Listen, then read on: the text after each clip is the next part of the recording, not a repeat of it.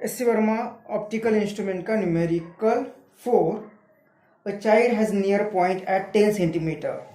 What is the maximum angular magnification the child can have with a convex lens of focal length 10 centimeter? तो ये fourth numerical भी हम उसी concept से पढ़ रहे हैं जो हमने न्यूमेरिकल सेकंड में डिस्कस किया हुआ है। तो ये सब हमने न्यूमेरिकल सेकंड में डिस्कस किया है, उसी कॉन्सेप्ट पर न्यूमेरिकल 4 यहाँ पे डिस्कस करना है।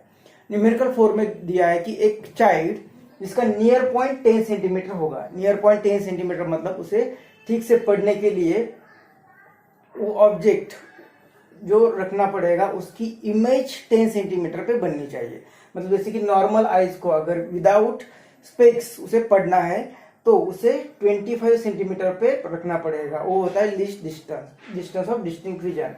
तो उसका नियर पॉइंट 25 सेंटीमीटर होता है। लेकिन उस बच्चे को अगर ठीक से पढ़ना है तो उसकी इमेज जो बनेगी, यहाँ पे माइक्रोस्कोप, सिंपल माइक्रोस्कोप यूज करने के बाद उसकी इमेज जो बनेगी वो 10 सेंटीमीटर पर आने के बाद उसे ठीक से पढ़ सकता है वो।